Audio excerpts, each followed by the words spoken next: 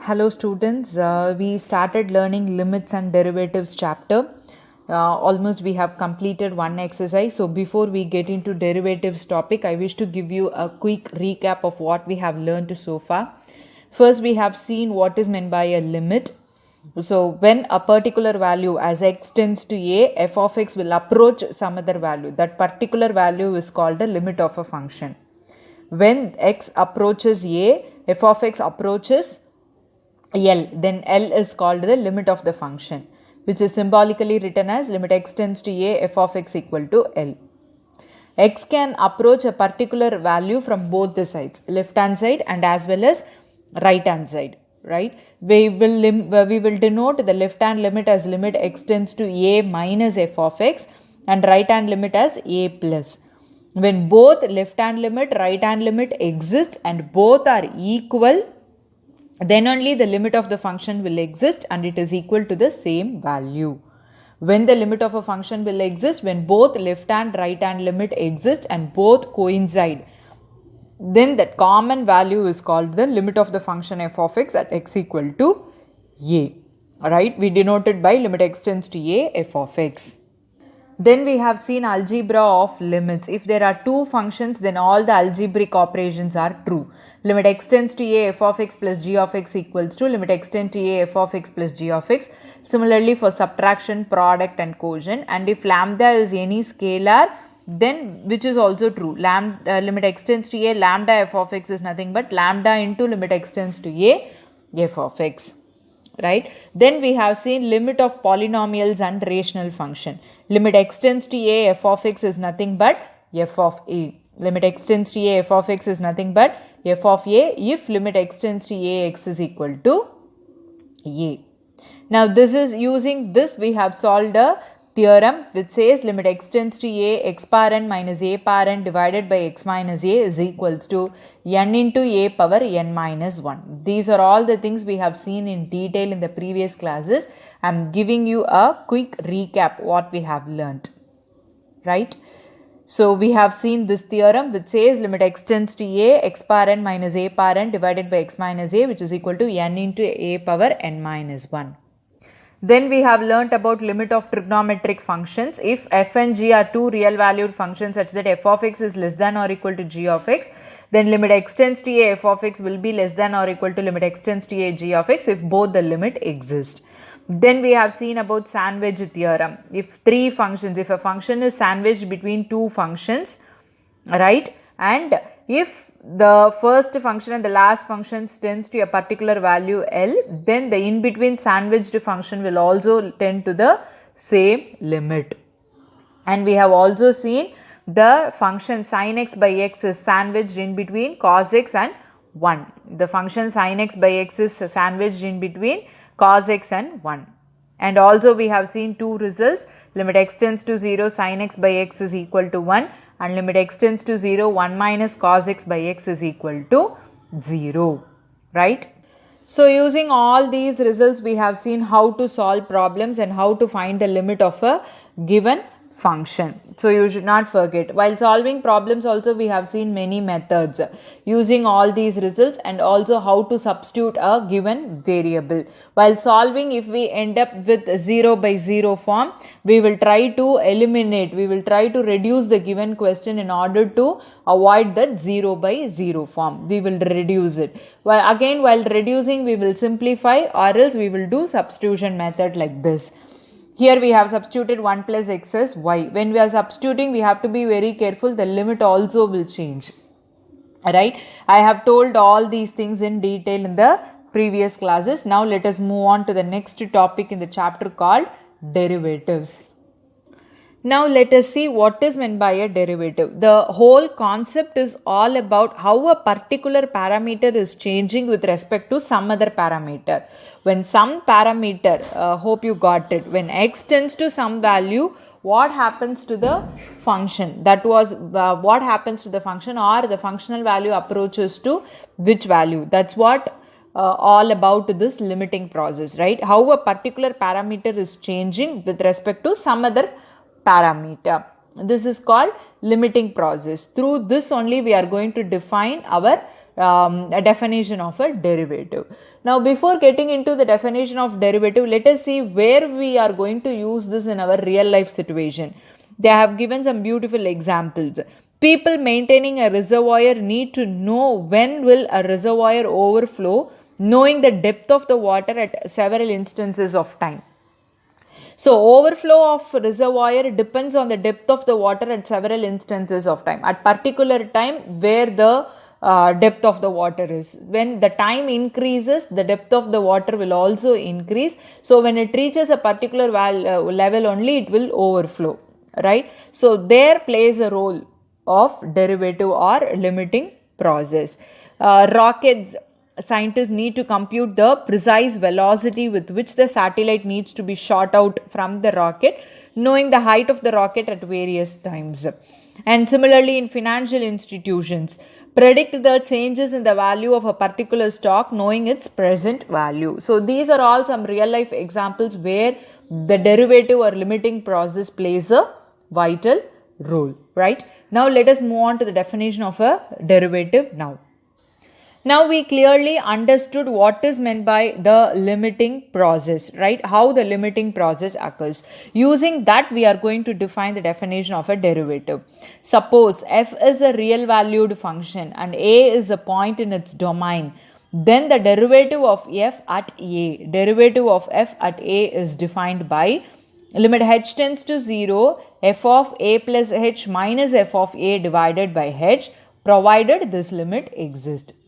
Derivative of f of x at a is denoted by f dash of a. We will read it as f dash of a. So, what is the derivative of the function f at a?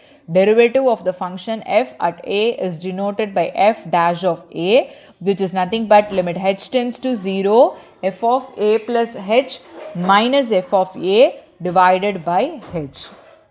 Now, what is this f dash of a denotes? F dash of a quantifies the change in f of x at a with respect to x, right? What is this f dash of a denotes? It quantifies the change in f of x at a with respect to x. Change in f of x at a with respect to x. That's what the derivative gives, right? Now, let us see how to solve this question using the definition of a derivative. Find the derivative of f of x, which is equals to 2x square plus 3x minus 5 at x equal to minus 1. Also prove that f dash of 0 plus 3 into f dash of minus 1 equal to 0. Right? So, for this, first let us find what is f dash of minus 1, because that's what our question. Derivative of f of x at x equal to minus 1 means we have to find f dash of minus 1. Right, f dash of x at minus 1, which is nothing but f dash of minus 1. What is f dash of the derivative of f of x at x equal to a formula, which is limit h tends to 0, right, f of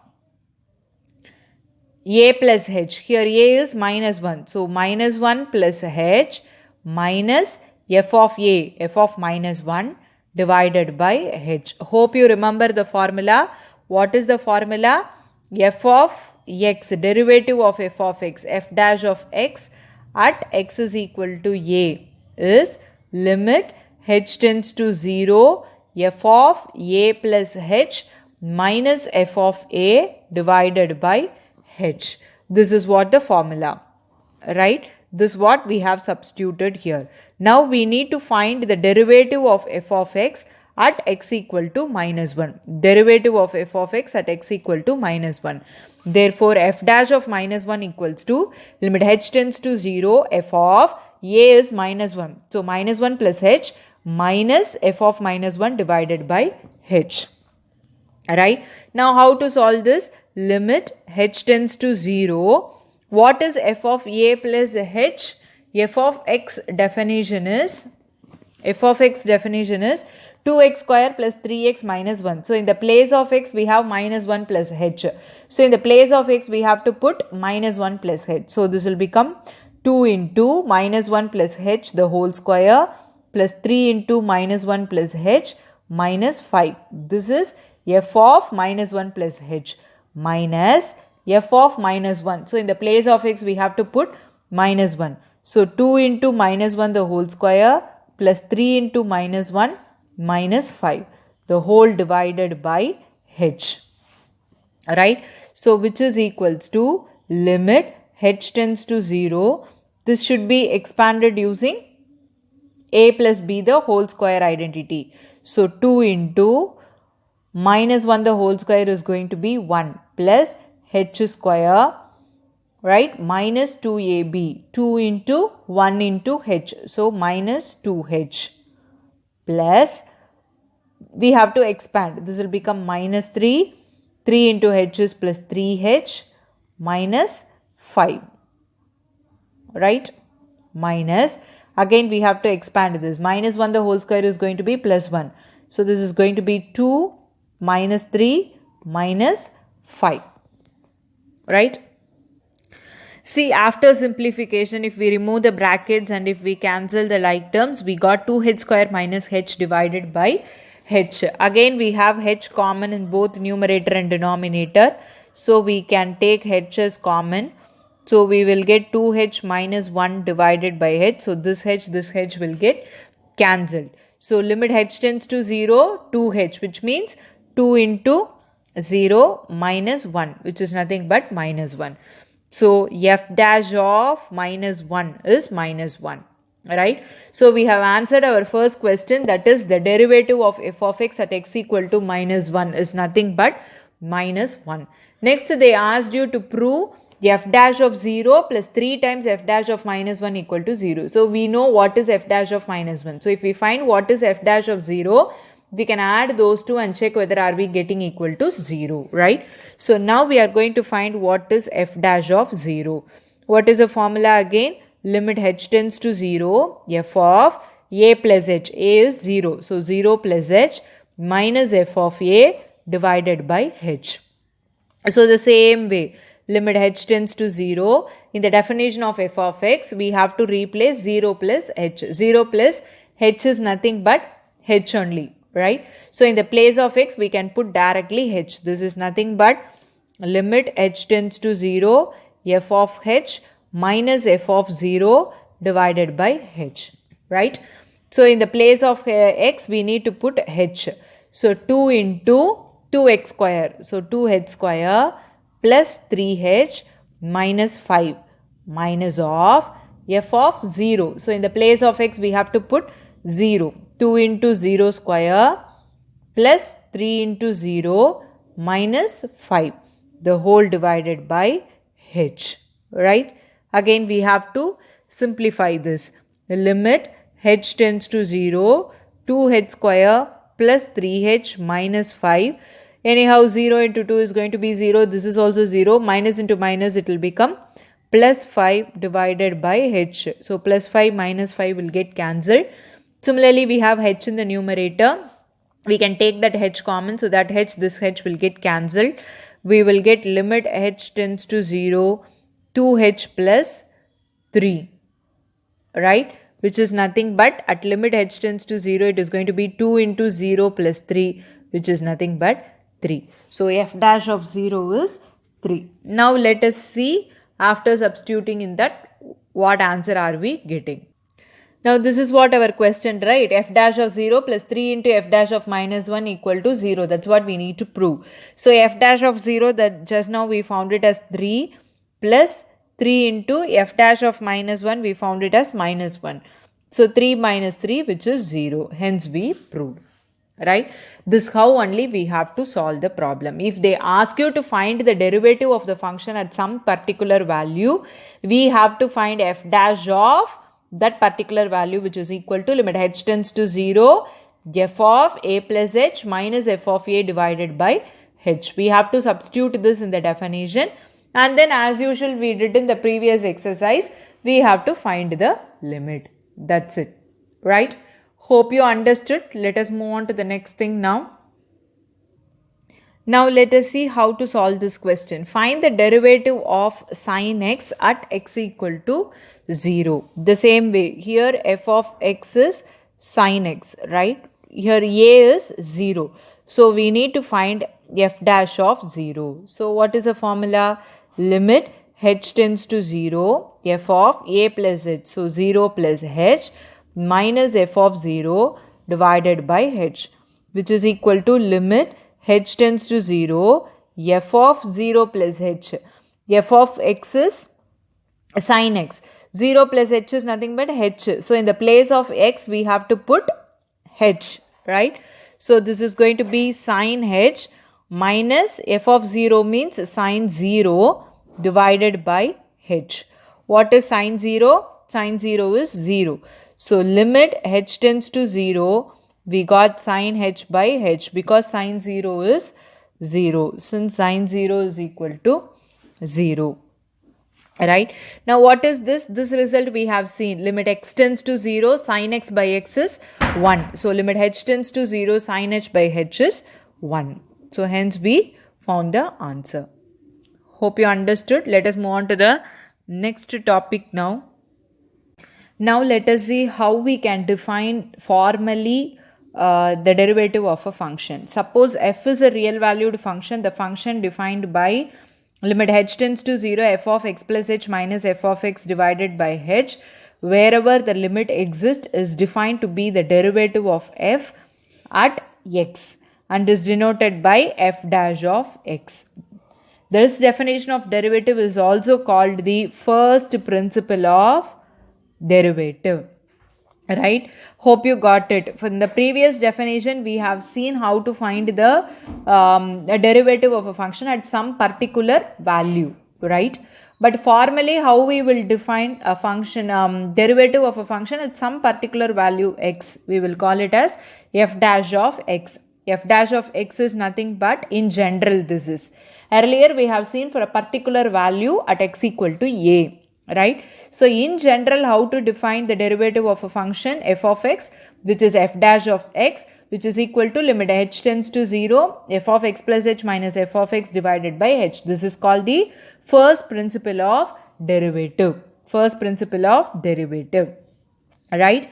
Clearly, the domain of definition of f dash of x is wherever the above limit exists. That place, that region only we will take it as a domain, wherever the limit exists. There are different notations. We will come across different notations of derivatives. They have given you all the denotations here. Sometimes f dash of x is denoted by d by dx.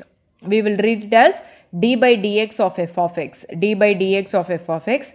Or if y equal to f of x, instead of f of x, we will write y. So dy by dx. If we write dy by dx, which means first derivative of y. Right? This is derivative of f of x at x with respect to x, right? First derivative of f of x with respect to x. This is derivative of y with respect to x. This is referred to as derivative of f of x with respect to x. It is also denoted by capital D of f of x. Instead of writing d by dx, we will write capital D, which also means the same thing, derivative of f of x. Further, derivative of f at x equal to a at some particular value, how we will define, how we will denote d by dx of f of x, we have to put one slash and we have to write a. So how you will read it? D by dx of f of x at x equal to a, or df by dx at x equal to a, or even we will express like this also, df by dx at x equal to a. We can use any one of these notations. Hope you are clear with the definition of a derivative now. It is denoted by f dash of x, which is limit h tends to 0, f of x plus h minus f of x divided by h. Now let us see few problems how to solve using first principle of derivative. Now the question is, find the derivative of f of x which is equal to 10x. So we know what is f dash of x. F dash of x is limit h tends to 0, f of x plus h minus f of x divided by h.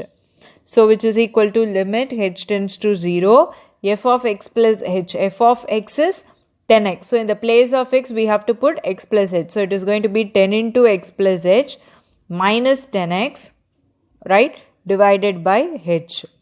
So which is equal to limit h tends to 0, 10x plus 10h minus 10x divided by h. I have multiplied each and every term. So plus 10x minus 10x will get cancelled. H also will get cancelled. So limit h tends to 0, 10 is nothing but 10. So this is f dash of x. Derivative of f of x is 10. Right? Hope you got it. Let us see another example now. Now let us see how to find the derivative of f of x, which is equal to 1 by x. The same procedure. F dash of x, only the definition of the function differs here. F dash of x is limit h tends to 0, f of x plus h minus f of x divided by h. So which is equal to limit h tends to 0, f of x plus h. So it is going to be in the place of x we have to write x plus h. So 1 by x plus h minus 1 by x divided by h. So which is equals to limit x tends to 0, 1 by h. We have to take LCM, right? X into x plus h. This 1 by h I have written here. So x minus of x plus h. I have cross multiplied since we have taken LCM, which is equal to limit x tends to 0, 1 by h, x minus h. We are removing the brackets, divided by x into x plus h. So plus x minus x will get cancelled. So which is equal to limit x tends to 0, 1 by h into minus h divided by x into x plus h. So h will get cancelled. So which is equals to limit x tends to 0, minus 1 divided by x square plus xh, right? Now x tends to 0. Limit h tends to 0, right? It's not x. Definition is limit h tends to 0, f of x plus h minus f of x divided by h. Everywhere it is limit h tends to 0. So what will happen if h tends to 0? Minus 1 divided by x square plus x into 0, which is going to be minus 1 divided by x square. This term will become 0. So be careful. Don't make that mistake, which is h tends to 0. Right? Hope you understood how to solve this problem. Now let us see this example. Find the derivative of the constant function f of x equals to a. For a fixed real number a. Now the definition is going to be f dash of x, which is equal to limit h tends to 0. The definition is going to be same, right? So whatever the variable is going to be, the function is defined as a constant function a. So it is going to be a minus a divided by h. So 0 by h. 0 by anything is nothing but 0. Right? So the derivative f dash of x is nothing but 0. This is how you have to solve this problem. So with this, let us wind up today's class. In today's class, we have seen the definition of a derivative, which says limit h tends to 0, f of a plus h minus f of a divided by h, which is the derivative of the function f of x at x equals to a. The first principle of derivative is f dash of x is equal to limit h tends to 0, f of x plus h minus f of x divided by h. Then we have seen the different notations of derivative of the function, right? Then we have seen few problems how to solve it. So with this, let us wind up today's class. And homework is exercise 13.2, question number 1, 2, 3 and 4. And if you have any doubts, you can ask me. Thank you, students.